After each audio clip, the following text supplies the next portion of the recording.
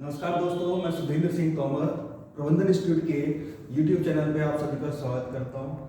आज हम MPSI SSC के लिए इंग्लिश के बेसिक लेक्चर लेके आए हैं। यहाँ हम जानेंगे इंग्लिश के बारे में थोड़ा सा बेसिक, ठीक है। जो बिल्कुल जीरो लेवल के, जिन्हें बिल्कुल भी इंग्लिश में इंटरेस्ट नहीं होता, उनके लिए भी ये काम का वीडियो है। और जिन्हें थोड़ा बहुत आता है वो भी हम देखेंगे, हाई लेवल तक जाएंगे। या स्टार्ट हम करते हैं बिल्कुल जीरो से, बिल्कुल स्टार्ट से। पहली चीज जो हमें सीखनी है कि इंग्लिश में क्या होता है, ठीक है। सबसे पहला जो वर्ड हम इंग्लिश में जानते हैं वो होता है अल्फाबेट। अल्फाबेट। अब मैं बच्चों से पूछता हूँ ऑफलाइन क्लासेस में कि अल्फाबेट क्या होता है या कितने होते हैं अल्फाबेट इंग्लिश लैंग्वेज में, तो बच्चे कहते हैं सर 26। जब बच्चे कहते हैं कि अल्फाबेट की संख्या 26 है, तो मैं उनसे एक और क्वेश्चन पूछता हूँ कि लेटर की संख्या कितनी होगी, number of letters in English. तो बच्चे कहते हैं सर पहला अल्फाबेट बताएंगे 26। फिर जब मैं लेटर पूछता हूँ तो वो फिर से कहते हैं कि 26। तो हमें बस एक से ध्यान रखना है, ये क्वेश्चन पेपर में आएगा नहीं, पर नॉलेज के लिए पता होना चाहिए कि इंग्लिश में अल्फाबेट की संख्या 26 नहीं होती। किसी भी भाषा में, किसी भी लैंग्वेज में अल्फाबेट की संख्या होती है ओनली 1। जैसे हिंदी में अल्फाबेट को हम क्या कहते हैं, वर्णमाला, और हिंदी में वर्णमाला कितनी है, एक ही है। उसी प्रकार इंग्लिश में अल्फाबेट्स कितने होंगे, सिर्फ एक। कितने अल्फाबेट्स होंगे, एक। और ये कहां से कहां तक होंगे, ए बी सी, और ये कहां तक जाएंगे हमारे एक्स वाई जेड। इन सभी 26 लेटर्स को मिला के हम क्या कहते हैं, अल्फाबेट्स कहते हैं। जब हम बात करेंगे लेटर्स की तो कितनी होंगे, 26। कौन कौन से हो सकते हैं, एग्जांपल के रूप में हम लिख सकते हैं यहाँ पे डी हुआ, एफ हुआ, जी हुआ, एच हुआ। ये सब क्या है, ये सब लेटर्स है, ये सब लेटर्स ही हैं, ठीक है। इसके बाद जो बेसिक टर्म हमें जानना होता है वो होता है क्या, वर्ड। अब वर्ड के बारे में पता करते हैं, वर्ड क्या होता है। तो लोग बच्चे कहते हैं कि ग्रुप ऑफ लेटर्स, ठीक है। बात सही है, ये ग्रुप ऑफ लेटर ही होता है, पर ये पूरा नहीं है। ग्रुप ऑफ लेटर्स ये कंप्लीट नहीं है। ग्रुप ऑफ लेटर्स में हमें जानना होगा, द ग्रुप ऑफ लेटर्स वो ग्रुप ऑफ लेटर्स होंगे जो सेंस देंगे, जो मीनिंग देंगे। जैसे कि मैं एग्जांपल के रूप में यहाँ पे लिखता हूँ, कोई वर्ड लिया TAC, ये 3 लेटर्स लिए, मैंने 3 अक्षर लिए। अब इनको मैं कंबाइन करना स्टार्ट करता हूँ। देखो यहाँ पे जैसे मैंने लिखा TAC, चलो यही पहला लेटर बनाया मैंने, एक वर्ड बनाया TAC। क्या ये TAC वर्ड कहलाएगा, नहीं कहलाएगा। क्यों, क्योंकि ये हमें मीनिंग नहीं देगा। TAC की कोई मीनिंग होती है नहीं, या कोई सेंस नहीं दे रहा, इसलिए इसको हम वर्ड नहीं कहेंगे।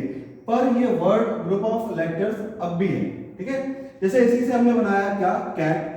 हाँ, अब ये ग्रुप ऑफ लेटर्स भी है और साथ में क्या दे रहा है, मीनिंगफुल सेंस भी दे रहा है। इसके बाद जैसे मैंने बनाया एक्ट, ये भी क्या देगा हमें, मीनिंगफुल वर्ड देगा, ठीक है। तो हमें समझना है। जैसे यहाँ पे एक और कॉम्बिनेशन बन सकता है CTA, ये भी कोई वर्ड नहीं बनेगा। तो जैसे हमने देखा कि यहाँ पे TAC 3 लेटर्स लेने से हमें 4 वर्ड्स दिखाई दे रहे थे, पर यहाँ पे वर्ड्स बने कितने, 2 ही। क्यों, इन्हीं 2 वर्ड्स की मीनिंगफुल सेंस निकल रही है, इनकी कोई भी सेंस यहाँ पे नहीं है, ठीक है। ये होगी हमारी किसकी बात, वर्ड की group of letters which have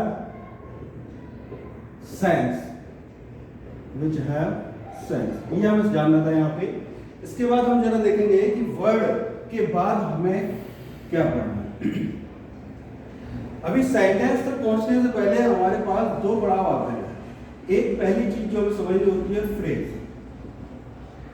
phrase क्या होता है, फ्रेज भी फिर जो होता है वो ग्रुप ऑफ वर्ड्स होता है, ग्रुप ऑफ वर्ड्स। अभी ग्रुप ऑफ वर्ड्स तो है, पर यहां भी वही चीज होगी, इन ग्रुप ऑफ वर्ड्स की सेंस होता है पर इनकम्प्लीट सेंस होता है। जैसे मैंने यहाँ पे लिखा एट द नाइट, मैंने कुछ वर्ड्स लिए, इन्हें मैंने लिख दिया एट द नाइट। एक वर्ड, 2 वर्ड, और ये कितने वर्ड हो गए, 3 वर्ड। एट द नाइट का अपने आप में मीनिंग है, क्या मीनिंग निकलेगी, रात में। पर ये इनकम्प्लीट सेंस देगा। जैसे मुझे किसी सेंटेंस में जब तक यूज नहीं करेंगे तब तक ये इनकम्प्लीट सेंस देता है। रास्ते में मुझे आप लोग में से कोई मिला, मैंने उससे कह दिया अचानक एट द नाइट, और मैं कह के चला गया। उसे इससे कुछ समझ में आया, वो सोचेगा रात भर सर ने मुझसे क्या कहा, रात में क्या करना है, सोना है, पढ़ना है, जागना है, घूमने जाना है, क्या करना है। तो उसे अभी तक कुछ समझ नहीं आएगा जब तक कि मैं यहाँ पे कोई एक क्लॉज ना लिखूं, तब तक कि उसको उसकी मीनिंग समझ नहीं आएगी। तो हम यहाँ क्या लिखेंगे, group of words which have sense, which have sense but incomplete sense, but incomplete sense, ठीक है। एग्जाम्पल के रूप में हमारे यही हो जाएंगे। एक एग्जाम्पल जैसे मैंने यहाँ पे लिखा, जैसे दूसरा एग्जाम्पल ये भी हो जाएगा राम एंड श्याम, ठीक है। ये भी क्या देगा, ये भी एक फ्रेज है, कैसे, ये ग्रुप ऑफ वर्ड्स है, यहाँ भी 3 वर्ड्स हमने लिए और ये भी क्या है राम एंड श्याम। रास्ते में कोई मिला, मैंने कहा राम एंड श्याम कह के चला जाओ तो समझ नहीं आएगा क्या चीज है ये, जब तक कि इसके आगे का सेंटेंस ना लिखूं मैं, ठीक है। तो इस तरीके की जो ग्रुप ऑफ वर्ड्स होते हैं जो सेंस तो देते हैं पर इनकम्प्लीट सेंस देते हैं, उन्हें हम क्या कहेंगे, फ्रेज कहेंगे, ठीक है। पांचवी चीज जो हमें जाननी है वो होता है क्लॉज। सबसे जरूरी चीज यही है clause.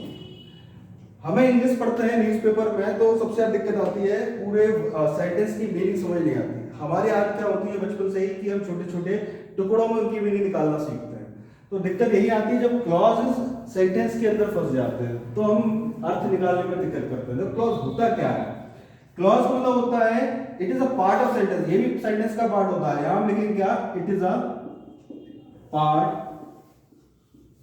Of sentence which have its own subject and predicate, ठीक है। एक और इसमें पॉइंट लिख देते हैं, जैसे जो हमने ऊपर लिखा है ये भी ग्रुप ऑफ वर्ड्स होते हैं। अब जो कुछ भी बनेगा वो सब ग्रुप ऑफ वर्ड से ही बनेगा, शब्दों के समूह से ही बनेगा। अब चीज हमें यहाँ पे जो समझनी है वो क्या है कि ये सेंटेंस का हिस्सा होते हैं, ये भी सेंटेंस का हिस्सा होते हैं, पर यहाँ आपने क्या लिखा है कि उसके पास खुद का सब्जेक्ट और खुद का क्या होगा, प्रेडिकेट होगा। हमें यहाँ पे ध्यान रखना है, भले ही यहाँ मैंने प्रेडिकेट लिखा है, बस हमें इतना ध्यान रखना है कि हर एक वो चीज क्लॉज बनेगी जिसके पास खुद का सब्जेक्ट हो और क्या हो, वर्ब, ठीक है। हर एक वो चीज क्लॉज बनेगी जिसके पास खुद का सब्जेक्ट खुद का वर्ब हो। अब देखते हैं एग्जांपल से इसको समझते हैं। जैसे मैंने लिखा people who pays their debt